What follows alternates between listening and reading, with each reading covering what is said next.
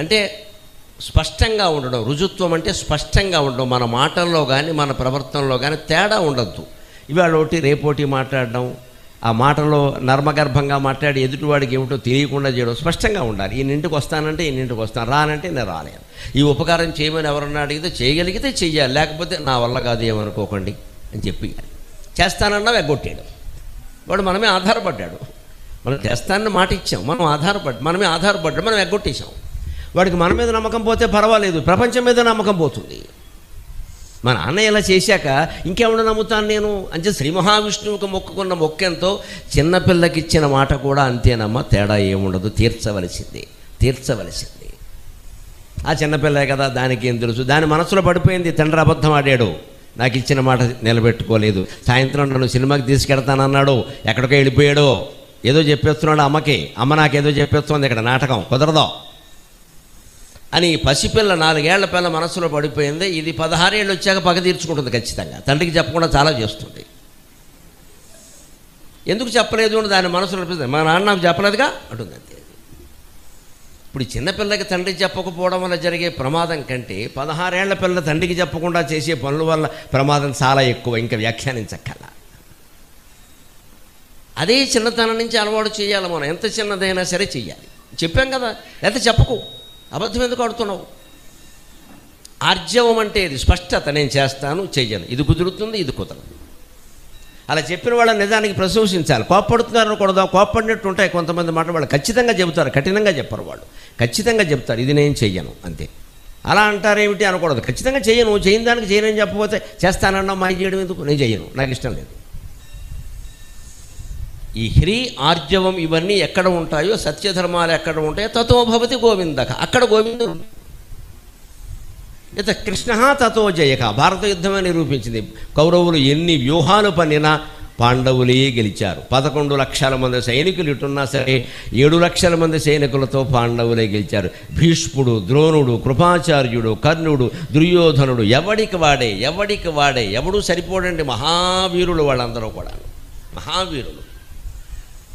వాళ్ళందరినీ ఒంటి చేత్తో పాండవులు గెలిచేలాగా చెయ్యగలిగాడు కృష్ణుడు లేకపోతే ఏం లేదు అక్కడ. తతో భవతి గోవిందక. ఉద్యోగ పర్వంలో, భీష్మ పర్వంలో ఉంటుంది ఈ మాట. పాండవులే గెలుస్తారా ఇంత సైన్యం ఉన్నట్టు? అనుమానం ఏం లేదయ్యా, వాళ్లే గెలుస్తారు. ఎందుకంటే కృష్ణుడు అక్కడ ఉన్నాడు కదా, ఇంక వేరే మాట ఎందుకంటాడు. ఇత కృష్ణ తతో జయక.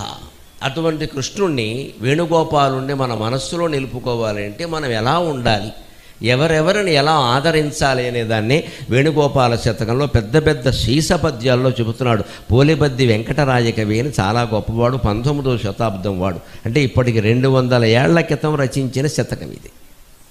కానీ ఇప్పటికి ఎంత వర్తిస్తుందో మీరే గమనించండి. లోకంలో, మన ఇంట్లో కానీ, బంధువుల్లో కానీ, మిత్రుల్లో కానీ, సమాజంలో కానీ ఎవరెవరిని మనం ప్రత్యేకంగా గౌరవించాలో చెబుతున్నాడు మొదట్లోనే. కన్నెనిచ్చినవాని కబ్బమిచ్చినవాని సొంపుగా ఇంపుగా చూడవలయు, అన్నమిచ్చినవాని ఆదరించినవాని తాతగా తండ్రిగా తలపవలయు, విద్య నేర్పినవాని వెరపు తీర్చినవాని గురునిగా హరునిగా నెరుగవలయు, కొలువు కాచినవాని కూర్మి చూపినవాని సుతునిగా హితునిగా చూడవలయు, ఇట్టివారలపై ప్రేమ పెట్టకుండా కసరి పుట్టిన మనుజుడు కనడు కీర్తి, కసరు పుట్టించు మనుజుడు కనడు కీర్తి, మదరిపు విపాల మునిజన హృదయలోల, మదరిపు విపాల మునిజన హృదయలోల, వేణుగోపాల భక్త సంత్రాణశీల. పూర్వ కవులు లోకానికి చెప్పదగిన నీతులన్నీ దేవుడి పేరు మీద చెప్పేవారు, మనుషులకు చెప్పేవారు కాదు. దగ్గర మనుషులు వినరని వాళ్ళకి బాగా తెలుసు. వినడు, ఎవడు వినడు. పైగా నువ్వెవడో చెప్పడానికి అంటాడు.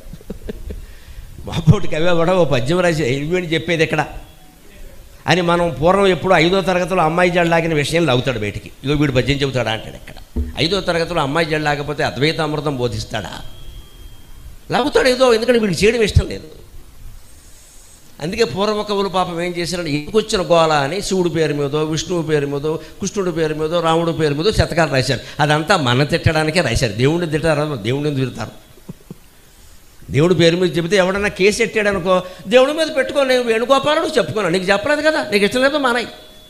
ఇది తప్పించుకున్నారు. లోకంలో ఉండే బాధలన్నీ వాళ్ళు అలా చెప్పుకున్నారు. తిట్టినా కూడా, ప్రభుత్వాన్ని తిట్టినా సరే, ఎవరిని తిట్టినా సరే దేవుడి పేరు మీదే తిట్టారు వాళ్ళు. ఏమిటయ్యా ఇలాంటి దుర్మార్గ పాలకులు ఇచ్చావు, నీకు ఏమైనా బుద్ధి ఉందని అడిగారు కొంతమంది. అదే ప్రశ్న గవర్నమెంట్ని వేసామనుకోండి, తెల్లారేసరికి 14 రోజులు రిమాండ్, మళ్ళీ బయటికి రాడు ఇక్కడ. అంతే. ఏమనంటే రాజ్యద్రోహం అంటారు. రాజ్యముడో ద్రోహం ఏమిటో అర్థం కాదు అసలు. అందుకే పాపం చాలా తెలివిగా వాళ్ళు ఏం చేశారు అంటే ఎందుకు వచ్చిన గోళ అని భగవంతుడి పేరు మీద చెప్పారు. ఇది మర్యాద అయిన పద్యం. ఇంకా ముందు ఘాటు చాలా ఉంటాయి, త్వరలో విడుదల ఘాటు పద్యాలు ఉంటాయి, చాలా ఘాటుగా ఉంటాయి. ముందు కొంచెం నెమ్మదిగా మొదలెట్టాలి కదా.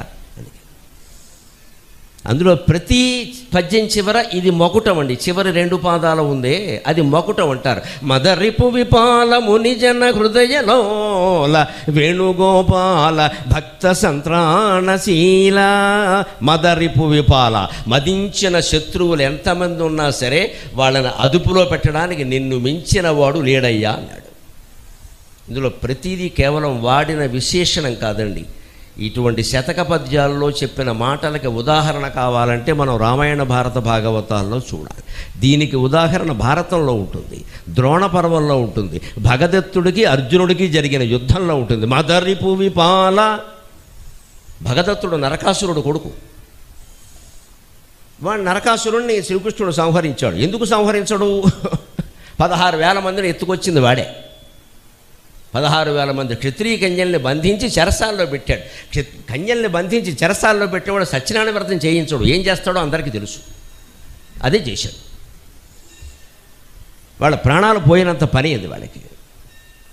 నరకాసురుణ్ణి జయించాక వాడిని చంపాక ఆ నేరం కారణంగానే చంపారు. మరి చంపపోతే ముద్దెట్టుకుంటారా? ఆ 16,000 మందే వచ్చి శ్రీకృష్ణుని అడిగారు, అయ్యా మా జీవితాలు పాడయ్యే ఎలాగూ, నువ్వే రక్షించావమ్మని. రక్షించిన వాడే భర్త, అందుకని మమ్మల్ని మమ్మల్ని పెళ్లి చేసుకో, నేనే భర్తనని చెప్పుకోండి అన్నాడు. చెప్పుకోండి అంటే ఎలాగయ్యా, ఒక ఆధార్ కార్డు బారాయి అన్నారు. పారేశాడు. 16,000 బారేశాడు. అప్పట్లో ఇచ్చేవారు. పాన్ కార్డుకి లింక్ ఉండేది కాదు, ఇచ్చేవారు. పాన్ కార్డు అంటే అసలు ఆవిడ, అది ఆవిడకి లింక్ ఉండేది, ఇచ్చేసేవాడు. 16,000 కార్డులు ఇచ్చేసాడు. చెప్పుకున్నానంటే అంతే. అంతకుమించి శ్రీకృష్ణుడు నిజానికి ఆయన చేసిన సంఘ సంస్కరణ.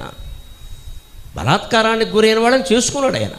2 ఏళ్ల పాటు చెరసాల్లో పెట్టినవాడు మంగళగౌరి వ్రతం చేయిస్తాడండి మానభంగాలు చేయకపోతే? ఆలోచించండి. వాళ్ళని ఎంత ఏడిపించాలో అంత ఏడిపించాడు. వాడిని చంపాడు. కానీ కృష్ణుడు ఎంత ఉదారుడు. ఆ కాలపు రాజుల పద్ధతి ఎలా ఉండేది అంటే, ముఖ్యంగా శ్రీరాముడు శ్రీకృష్ణుడు లాంటి వాడు అధర్మం చేసినటువంటి వాడిని శిక్షించేవారు, కానీ వాడు రాజ్యాన్ని ఆక్రమించేవారు కాదు. సీతను తెచ్చుకున్నాడు రాముడు, కానీ రావణాసురుడు రాజ్యాన్ని ఆక్రమించాడు, విభీషణుడికి ఇచ్చాడు. కృష్ణుడు అంతే. నరకాసురుడు కొడుకు భగదత్తుడు, వాడికి రాజు చేసాడు. వాడిని పట్టాభిషేకం చేసి అక్షంతలు వేసి వచ్చాడు. నాకెందుకు మీ నాన్న రాజ్యం పని లేకుండా సరిగ్గా చేసుకో, మళ్ళీ తేడా వస్తే నీకు ఇంతే అని చెప్పాడు. మరి చెప్పపోతే అలాగా ధర్మం ఎలా నిలబడాలి? వాళ్ళ నాన్నలాగే వీడు చేస్తే వాళ్ళకి నాన్నకి ఎవడో ఏ శిక్ష వేయలేదు అనుకోండి, వీడు 16 కదా 32,000 మందిని ఎత్తుకొస్తాడు వీడు. ఎందుకంటే వాడు తెలుగు మీడియం, వీడు ఇంగ్లీష్ మీడియం కదా, అడ్వాన్స్. అటువంటి భగదత్తుడు ద్రోణపర్వంలో 11వ రోజు యుద్ధంలో పెద్ద ఏనుగు మీద వస్తాడు. వాడి బలమంతా వాడి ఏనుగే. వాడి బలమంతా ఏనుగే. వాడి ప్రాణాలన్నీ ఏనుగులోనే ఉన్నాయి. మైల పకీరి ప్రాణము చిలకలోనే ఉన్నది, మా తాత ప్రాణము నా పిలకలోనే ఉన్నది అన్నట్టు ఎవడం. అలాగా వీడి ప్రాణాలన్నీ ఏనుగులో ఉన్నాయి. ఆ పెద్ద ఏనుగులు వేసుకొచ్చి మొత్తం సైన్యాన్ని తొక్కేస్తున్నాడు. ఏనుగు యుద్ధం ఏం చేస్తుందండి? చూద్దాం అవతల బారాడు, కాలుతో తొక్కాడు. మొత్తం దెబ్బకి 10 మంది గంటలో 1000 మంది చంపేసింది. భయంకరమైన ఏనుగు. ఆ ఏనుగు విరుచుకు పడుతూ ఉంటే అర్జునుడు, భీముడు ఎంతో ప్రయత్నించాడు. భీముడు అసలు ఏనుగుల్ని చంపడంలో స్పెషలిస్ట్. వాడు ఏనుగుల్ని ఎలా చంపేవాడంటే వేరే ఆయుధమే లేదు. ఒక ఏనుగుని తీసి ఇంకో ఏనుగును కొట్టేవాడు. 2 పోయి గొడవలు. ఒక ఏనుగుని పైకి తీసి ఇంకో ఏనుగుని కొట్టేవాడు. వాడు సాహసం అది. అలా కొడిచాడు మొత్తం. ఏనుగుతో ఏనుగుని 2 కౌరవుల ఏనుగులే, గొడవలేదు. రెండింటికి ఒకటే లెక్క తీసి. అటువంటి వాడు కూడా భగదత్తుని ఏనుగులు ఏం చేయలేకపోయాడు. దాని వరబలం ఉంటుంది, దానికి వెనకాల ఏదో దైవ బలం వరబలం ఉందన్నమాట. అది భీముడికి తెలియదు. చివరికి ఆయన భీముడు రథం మీద కాలేస్తే ఆయన రథం నుంచి దూకి వచ్చి ఏనుగు 4 కాళ్ల మధ్యలో దూరి దానికి చక్కెలి గింతలు పెట్టి తప్పించుకున్నాడు. లేదా ఆయన పోయింది, ఆయన ప్రాణం పోయింది. ఆ కబురు తెలిసి అర్జునుడు వచ్చాడు. ఎందుకు కౌరవ సైన్యం సింహనాదాలు చేస్తోంది, ఏదో గజఘీంకారం కూడా వినపడుతోంది అంటే భగదత్తుని ఏనుగు అన్నారు. వెంటనే కృష్ణ రథాన్నట పోని అన్నారు. ఇక్కడికి రాగానే అర్జునుడు ఒక తీవ్రమైన బాణం ఒకటి తీసుకుని దాని కుంభస్థలం మధ్యలో వేశాడు. ఏనుగులు కొడితే అక్కడ కొట్టాలి, దమ్ముంటే కాలి మీద వేలు మీద కొడితే కుదరదు, అది మన కొడుతుంది. ఈ కుంభస్థలాల మధ్యలో అతి శూన్యతమైన ప్రదేశం ఉంటుంది, ఆయువు పట్టు అంటారు. అక్కడ పిన్నిస్తో కూర్చుంటే చచ్చిపోతుంది. అందుకే మావటి వాడు అక్కడ ఉండి పొడుస్తూ ఉంటాడు. వాడు చెప్పినట్టల్లా వీడింతా చేస్తే భూమికి జారిపోతాడు. మావటి వాడు అంటే మరొకచ్చువాడు. వాడు చెప్పినట్టల్లా ఎందుకు పెడితే వాడు కీలకం గుర్తించాడు. సంస్థ బాగా నడవాలంటే ఉద్యోగుల కీలకాలు మనం గుర్తించాలి, ఎక్కడ పొడవాలి అక్కడ పొడవాలి. అందుకని ఊరికే మీటింగ్ పెట్టి చెప్తే ఎవడు వెంటెక్కడ వాడుకోలు వచ్చుకుంటుంది, అది పట్టుకోవాలి, లేకపోతే ఎలా ఉంటుంది అబ్బాయిని చెప్పాలి. వాడికి అనుభవించాడు. అందుకే సరిగ్గా అర్జునుడు అక్కడ వేసాడు బాణం. దెబ్బకది గీ అని భయంకరంగా అరుస్తూ నేల కూలిపోయింది. అంత భయంకరంగా అరుస్తూ నేల కూలి భగదత్తులు పైనుంచి లే లే లే అని ఇంకెక్కడ లేస్తుంది చచ్చిపోతే. అప్పుడు వ్యాసుడు ఒక అద్భుతమైన శ్లోకం రాస్తాడు, మనందరం గమనించాలి. డబ్బు ఎంత అవసరమో చెప్తాడు ఆయన. డబ్బు లేని మాట ఎవరూ వినరు. అలాగే ఏనుక్కి సంబంధం ఏమిటంటే యుద్ధం చెబుతూ వేదాంతం జీవితం చెబుతాడు భక్తుడు. సకరీ భగదత్తేన ప్రేర్యమాణో ముహుర్ముహు నకరోతి వచస్తస్య దరిద్రస్యేవ యోషిత. ఆ ఏనుగు భగదత్తుడు ఎన్నిసార్లు చెప్పినా లేవమన్నా లేవడం లేదు. వాడి మాట అసలు వినడం లేదు. డబ్బు లేని వాడి మాట ఇంట్లో వాళ్ళు కూడా వినరు కదా అంటాడు వ్యాసు. దరిద్రస్యేవ యోషిత. పేదవాడు మాట పెళ్ళాం పిల్లలు కూడా వినట్ట. అది దరిద్రస్యేవ యోషిత. యోషిత అంటే భార్యాభర్తల మధ్యలో నిజానికి డబ్బు అనుబంధం కాదు, ఒకరికొకరు అనుబంధం కదా, ఎలా ఉన్నా నడుచుకుంటారు. కానీ తేడా వస్తే అలాగే ఉంటుంది. అందుకని పేదవాడి మాట పెళ్ళాం పిల్లలు కూడా విన్నట్టే భగదత్తుడి మాట ఆ ఏనుగు వినలేదు, ఎందుకంటే చచ్చిపోయింది కదా. ఆ భగదత్తుడు తాను చావడానికి ముందు విచిత్రంగా ఒక అస్త్రం వేశాడు. మదరిపు విపాల అని ఉంటుంది. అది వైష్ణవాస్త్రం.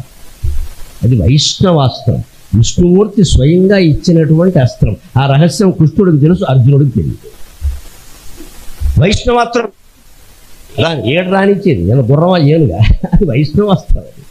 వెంటనే కృష్ణుడు పగ్గాలు వదిలేసి లేచి ఇలా నిలబడ్డాడు. ఏ శాంతాకారం భుజగశయనం పద్మనాభం సురేశం విశ్వాకారం గగన సదృశం మేఘవర్ణం శుభాంగం లక్ష్మీకాంతం కమలనయనం యోగి హృద్యానగమ్యం వందే విష్ణు భవభయకరం సర్వలోకైకనాథం అని ఇలా లేచి నిలబడ్డాడు. ఆ వైష్ణవాస్త్రం శ్రీకృష్ణుడి వక్షస్థలానికి తగిలింది. దాని లోపలికి వెళ్ళిపోయింది. స్వామివారి వక్షస్థలం మీద పొక్కులు వచ్చేసి, పొక్కులేండి, భయంకరమైన పొక్కులు, పురుగుల్లాగా అవన్నీ ఇలా వచ్చేస్తే అక్కడ వ్యాసుడు అంటాడు, నిజంగా వనమాల ధరించిన భగవంతుడు అంటే ఇంతే కదా, తామర పూల దండలా ఉంటుంది. ఆయనకది తామర పూల దండ, మనం చచ్చిపోతాం. పద్మాల మాల, తాజా పద్మాల మాల భగవంతుడు మెళ్ళ వేస్తే ఎలా ఉంటుంది? ఈ ఒళ్ళంతా పాపం దండ రూపంలో చుట్టూ పుక్కులు వచ్చేస్తే అలా ఉంటుంది. అప్పుడు ఆశ్చర్యంగా అర్జునుడు నరుడే నారాయణుడు దగ్గర జీవుడికి ఏమర్థం అవుతుంది దేవుడి గురించి? ఏమిటి నువ్వెందుకు లేచావు? నేను చంపేవాడిని కదా. ఎందుకు ఇప్పుడు యుగో వచ్చిందా? చంపేవాడిని కదా, నువ్వెందుకు లేచావు? నువ్వు ఊరుకోవయ్యా, నీకు తెలియదు, నువ్వు చంపితే నేను ఎందుకు లేస్తాను? వాడు వేసింది వైష్ణవాస్త్రం. అదేమిటో తెలుసా నీకు? నరకాసురుణ్ణి నేను చంపినప్పుడు వాడి దగ్గరుంది ఆ అస్త్రం. వాడికి ఒకప్పుడు విష్ణుదేవుడు ఇచ్చాట. ఇంతకీ నరకాసురుడు ఎవడండి? విష్ణువుకి భూదేవికి పుట్టినవాడు. వరాహ అవతారం ధరించినప్పుడు భూదేవి స్వామివారిని నాకు ఒక కుమారుణ్ణి ప్రసాదించమని కోరింది. అమాయకురాలు. మనం కూడా అలాగే గుళ్ళోకి వెళ్ళి అడుగుతాం, పిల్లాడికి పెళ్ళైతే చాలు, పిల్లాడికి పెళ్ళయ్యాకే భాగ్యాలు మొదలవుతాయి. పెళ్ళైతే చాలంటావేంటి? మా తర్వాత చాలా ఉన్నాయి ఇక్కడ. అలాగని ఎన్ని కోరతావు? ఏదో 3 ముళ్ళు పడిపోతే 36 ముళ్ళు పడతాయి, 3 కాదు ఇక్కడ. అలాగే భూదేవి కూడా అమాయకంగా ఓ కొడుకుని మంచి కొడుకుని ఏమని అడగలేదు అక్కడ. ఆయనతో అభాస్తూ అన్నాడు. నరకాసురుడు పుట్టాడు.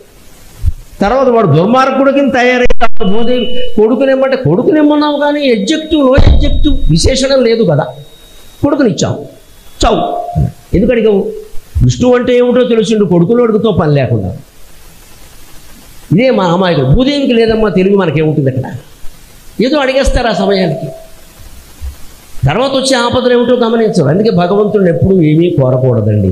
గుళ్ళోకి వెళ్ళినప్పుడు ఒక్కటే మాట, 60 ఏళ్ళుగా నేను చేస్తున్న పని మీకు చెబుతున్నా, నాకు తెలియదు, నన్ను కాపాడు అని దండం పెట్టండి. ఇంకేం అడగండి. నాకు తెలియదు, నన్ను కాపాడు. మనకి ఏం తెలుసు నిజానికి? ఏ దేవుడు గుళ్ళో కన్నా నేను కోరేది ఏంటి? నాకు తెలియదు, నన్ను కాపాడుతూనే ఉన్నాడు. నాకు తెలిసిందేదో చెబుతున్నా, ఏం చేయమంటావు? చెప్పాలి కదా మంచి మాట. కాపాడుతూనే ఉన్నాడు. ఎవ్వరి వల్ల ఏ ప్రమాదం లేకుండా కాపాడుతున్నాడు. అంతేగాని మనం ఏదో అందరిలోనూ నేనే గొప్పవాడిని అయ్యేలా ఇచ్చే గొప్పవాడు అవుతావు, తర్వాత క్యాన్సర్ వస్తుంది. ఎవడు పడతాడు? ఎక్కడ వెంటనే పోతాడు మనిషి. ఈ గొప్పవాడు అవ్వడం ఏంటండి? నువ్వు గొప్పవాడు అవ్వాలని కోరేవు కానీ అనారోగ్యం రావద్దని కోరలేదు కదా అంటాడు. ఇది కూర్చుని కూడా ఇది కాపాడు అంటే అందులో క్యాన్సర్ కూడా ఉంటుంది. అది కోరాల్సినవి అన్నీ ఉంటాయి. ఆరోగ్యం ఉంటుంది, సంసారం ఉంటుంది, ఆర్థికం ఉంటుంది, అన్నీ ఉంటాయి. కాపాడు అనే 3 అక్షరాల్లో సమస్తం ఉన్నాయి. 14 లోకాలు ఉన్నాయి. ఆ చిన్న కోరిక మనం కోరడం మానేసి ఏదో తాత్కాలికంగా ఇప్పుడు ఇక్కడ వాన రాకుండా ఉంటే బాగుండు, వాన వస్తే ఏమిటైందమ్మా విన్నవాడు వింటా లేని. ఇప్పుడు అదే నా కోరిక. మనం అదే కోరతాం. ఎంతసేపు తాత్కాలికంగా ఇబ్బంది ఏముందో అదే కోరతాం. ఆ ఇబ్బంది తర్వాత అంతకంటే పెద్దది వస్తుంది. అంటే ఎప్పుడూ భగవంతుడిని కోరాల్సింది ఒకటే, నన్ను కాపాడు, నన్ను కాపాడు. ఇంకేమి అని భూదేవి అడగల, ఇలా అడిగింది. ఎవరు పుట్టే ఆ నరకాసురుడు చాలా బలవంతుడు కావాలని సహజంగా అడుగుతారు కదా. అందుకని వైష్ణవస్త్రం ఇచ్చాడు విష్ణువే స్వయంగా. వాడు దాన్ని తన కొడుకు ఇచ్చాడు భగదత్తుడు. వాడు దాన్ని ఎవరి మీద వేశాడు? విష్ణువు మీదే వేశాడు. వాడంత గొప్పవాడు. ఆ వైష్ణవస్త్రాన్ని ఇలా తట్టుకున్నాడు. అందువల్ల అర్జునుడు బతికాడు. అయ్యి బాబోయ్ బావా, ఒక్కొక్కడి వెనకాల ఇన్ని కథలున్నాయా, ఇవన్నీ తెలియకుండా యుద్ధానికి వచ్చానయ్యా అన్నది. నువ్వు తెలియకుండా రావడం కాదు నాయనా, భగవద్గీత 18 అధ్యాయం నువ్వు చదవలేదు నాకు తెలుసు, ఊరికే కంఠస్థం చేసి అప్పగించావంటే చాలామంది మనుషుల్లాగే. నేను చెప్పింది వినలేదయ్యా. బహూని తే వ్యతీతాని జన్మాని తవచార్జున. అర్జున, నీకు భగవద్గీత 4వ అధ్యాయంలో ఒక శ్లోకం చెప్పా, గుర్తు తెచ్చుకో. బహూని మే వ్యతీతాని జన్మాని తవచార్జున తాన్యకం వేద సర్వాణి నత్వం వేత్త పరం తపా. అర్జున, నీకు చాలా జన్మలు గడిచాయి, నాకు చాలా జన్మలు గడిచాయి. కానీ తేడా ఏమిటంటే నరుడు అయిన నీకు ఆ జన్మ రహస్యాలు తెలియవు, నారాయణుడనైన నాకు ఆ రహస్యాలు తెలుసు. నేను తెలిసి బతుకుతున్నా, నువ్వు తెలియకుండా బతుకుతున్నావు, అంతే తేడా అన్నాడు. జీవుడికి దేవుడికి తేడా ఆ తెలియడం, తెలియకపోవడం. తెలిస్తే మనము దేవుడే, తెలియనంతకాలం జీవుడే. జీవితాంతం ఆయన అంటిపెట్టుకుని ఉండేది వేణు ఒకటేనమ్మా, ఇంకో మాట. వేదాంత వీధులలో విహరించు గిరిధారి, ఎదిరాలి మురళి ఉదర ఒకసారి. వేదాంత వీధులలో విహరించు గిరిధారి. కృష్ణుడు వేణువుకి, సరస్వతీదేవి వీణకి, గణపతి వాయించే మృదంగానికి ఒక ప్రత్యేకత ఉందండి. కృష్ణుడు వేణువు మూగితే అని పలకతాయి, అక్షరాలు వినపడతాయి, మాటలు వినపడతాయి. సరస్వతీదేవి వీణ ఉంటుంది, కచ్చపి అంటారు. ఆ కచ్చపి వీణ మీద ఆవిడ వాయిస్తూ ఉంటే నగుమోము గనలేని మ్యూజిక్ వినపడదు, నగుమోము గనలేని శబ్దాలే వినపడతాయి. అది ఆ వీణ ప్రత్యేకత. వ్యాసభారతంలో ఉంటుంది. కచ్చపి వీణ ప్రత్యేకత ఏమిటంటే పదాలే వినపడతాయి. ఆవిడ వీణ వాయిస్తుంటే సంగీతం నాదస్వరం రాదు, అక్షరాలే వస్తాయి. కృష్ణుడు వేణువు వాయిస్తుంటే అక్షరాలే వస్తాయి, శబ్దాలే వస్తాయి, ఆ పాటే వస్తుంది నేరుగా. ఏ వాయిద్యం మీద అలా చేయడం కష్టం, దాన్ని ధ్వని వినిపించగలిగారు, నేరుగా అక్షరాలు వస్తాయి. అందుకని ఆ వేణువును కూడా ఆయన విడిచిపడ్డా. అందుకని వేణుగోపాల ఉంటే గోవు ఉంటుంది, లేదా గోవు కూడా ఉంటుంది. భక్త సంత్రాణశీల, ఆయనకు ఉన్న ఒకే ఒక నియమం ఏమిటంటే భక్తులని సంత్రాణం కాపాడడం. అది మనకి ఎంత ఉపయోగించే నియమం అండి. భగవంతుడికి కళ్యాణ గుణ సంపూర్ణుడికి ఆ ఒక్క నియమం లేకపోతే మన బతుకులు ఏం కావాలి? మిమ్మల్ని నేను కాపాడుతాను, సందేహించకండి. కానీ ఎలా ఉంటే కాపాడుతాను? కన్యనిచ్చిన వాణి కబ్బమిచ్చిన వాణి సొంపుగా ఇంపుగా చూడవలయు. మీ అమ్మాయిని ఇచ్చినట్టు మీకు అమ్మాయిని ఇచ్చి పెళ్లి చేసిన అత్తమావల్ని మీరు ఎంతవరకు గౌరవిస్తున్నారు? కొంతమంది మగాళ్ళు ఉంటారు, వాళ్ళ నాన్నగారు అంటాడు, వాళ్ళ అమ్మ అంటాడు, మామగారిని మాత్రం మీ బాబు అంటాడు. మా గోదావరి జిల్లాలో అయితే అంటే ఇక్కడ ఏమైనా బాగుంటుంది, మీ బాబు, ఆడేవాడు బాబు. బాగా కత్తిరిస్తేనేమో మామగారు ఇవ్వబోదో ఇచ్చాడు మీ బాబు ఇక్కడ. ఆయనేమో బాబా, మీ నాన్నేమో నాన్నగారా, ఇప్పుడు కోళ్ళేమో మామగారు మామగారు మామగారు, నీ బాబు అంటే ఇప్పుడు అలాగే అంటున్నారు. నమ శివాయ. వీళ్ళని తక్కువ తిన్నారేంటి? అంత ఎంటెక్ బీటెక్కేగా ఎవడు తక్కువ చదివాడు? ఇంకా శుభ్రంగా అంటున్నారు. చెల్లుకు చెల్లు ఇదే. తల్లిదండ్రులు ఎంత గొప్పవాళ్ళు, అత్తమామలు అంతే గొప్పవాళ్ళు. వాళ్ళు కనకపోతే ఆ పిల్ల ఎక్కడది, ఆ పిల్ల లేకపోతే మన జీవితం ఎక్కడ? కన్యనిచ్చినవా అని. అందుకే మన దృష్టిలో కన్యనిచ్చిన వాడు ఎలాంటి వాడు అంటే పాల సముద్రంతో సమానవర లక్ష్మీనారాయణ స్వరూపస్య బ్రాహ్మణస్య అని మన వివాహంలో చదువు. నువ్వు బ్రహ్మజ్ఞాని అయిన బ్రహ్మ సంతానానివి, నిన్ను లక్ష్మీనారాయణ స్వరూపంగా భావించి మా అమ్మాయిని ఇస్తున్నా అంటే అమ్మాయిని ఇచ్చిన వాడు ఎవడండి? లక్ష్మీనారాయణమూర్తికి సముద్రుడు, పాల సముద్రుడు, క్షీర సముద్రుడు. అంచేత కన్యాదాతని క్షీర సముద్రంతో పోల్చారు. పాల ప్యాకెట్లు వేసేవాడినే మనం పొద్దున్నే వాడు మొహం చూడడం, శ్రీ మహావిష్ణువు మొహం చూడడం కంటే గొప్పగా భావిస్తాం కదా. మరి పాల సముద్రంలో వాడిని ఎలా ప్రేమించాలండి? ప్యాకెట్ రాకపోతే గిలగిల్లా ఆడిపోతూ ఉంటాం. ఇక్కడ వాడు రాలేదు. ఈ లోపు యమధర్మరాజు వస్తాడు, మన పట్టుకుపోతాడు, గొడవలేదు, ఓ ప్యాకెట్ తగ్గుతుంది. పాల ప్యాకెట్ రాకపోతేనే కంగారు పడిపోయి పాలవాడితో ఒప్పందాలన్నీ చేసేసుకుంటామే. మరి పాల ప్యాకెట్లన్నిటికీ మూలమైన పాల సముద్రంలో ఉండేవాడు కదా పిల్లనిచ్చిన మావగారు, ఆయన్ని ఎంత గౌరవించాలండి? అది చెబుతున్నాడు మొదట్లోనే. కన్యనిచ్చినవా అని, కబ్బమిచ్చినవా అని. పూర్వం మహారాజులకి, పరిపాలకులకి కావ్యాలు అంకితం ఇచ్చేవారు. అంకితం ఇవ్వడంటే ఇవాళలాగా ఏదో ప్రేమతో ఇచ్చాం, వాళ్ళ ఫోటో వేయడం, వీళ్ళ ఇది కాదండి. ప్రేమలో దోమలు కుదరవు, అదంతా మనీ, అక్కడ లెక్క ఉంది. కావ్యం అంకితం ఇచ్చారంటే పూర్వం ఈ రాజులు ఆ కావ్యాన్ని తాటి ఆకుల మీద పండితులను కూర్చోబెట్టి రాయించాలి. లేఖకులు ఒక కావ్యం రాశానంటే లేఖనం చేయాలి అంటే 6 నెలలు పడుతుంది. ఈ 6 నెలలు ఈ పండితుడికి బ్రాహ్మణులు ఏంటో భోజనం ఏర్పాటు చేయాలి. మామిడికాయ పప్పు, మెంతిపిండి, మిరపకాయలు, పనసపొట్టు కూర, అందులో గుమ్మిడొడియాలు, అందులోకి మళ్ళీ గోంగూర పచ్చడి, అందులోకి ఎవరన్నా చూస్తే పచ్చిమిరపకాయలు, ఎవరో చూడకపోతే ఉల్లిపాయలు, ఇన్ని రకాలుగా ఏర్పాటు చేసి మళ్ళీ వేడన్నం పెట్టి ఆవకాయ పెట్టి, ఆవకాయ పెంచి మళ్ళీ పెరుగులో నంచుకునేలా చేసి ఇంత ఏర్పాటు చేస్తే ఆ బ్రాహ్మడు వస్తాడు లేతరాడు. ఇలా 6 నెలలు పెట్టాలి. అప్పుడు ఆయన కూర్చొని రాస్తాడు. ఊరికే రాస్తాడా? లేఖకులు అంటారు వాళ్ళని, వ్రాయసకాళ్ళు అంటారు. అదో పెద్ద బిరుదు. గంటంలో రాయడం, కలంతో రాయడం తేలిక. గంటం ఇలా కటింగ్, స్టెన్సిల్ కటింగ్, ఆ తాట కట్ చేస్తూ రాయాలి. చాలా పెద్ద కళది. మళ్ళీ ఈ కటింగ్ అవతల పడకూడదు, ఎందుకంటే అవతల మళ్ళీ రాయాలి.